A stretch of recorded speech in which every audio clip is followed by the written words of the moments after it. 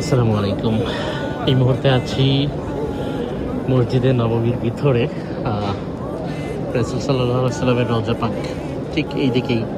এই পিলারগুলোই ব্যাক করলেই রাসূল সাল্লাল্লাহু আলাইহি সাল্লামের রওজা মোবারক এবং রিয়াজুল জান্নাহ।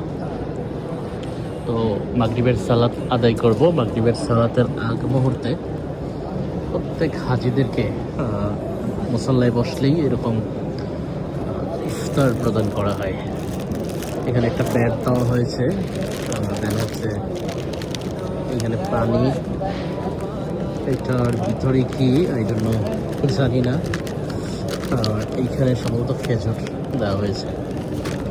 তো প্রত্যেক হাজিদের সামনে এভাবে দেওয়া হয়েছে,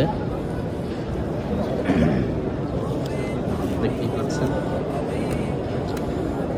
একদম ওই পাশেই আমরা একদম রিয়াজুল জান্নাহ এবং রাসূল সাল্লাল্লাহু আলাইহি সাল্লামের রওজা মোবারকের একদম পাশেই মসজিদে নববীর একদম গা ঘেঁষেই আমরা বসছি।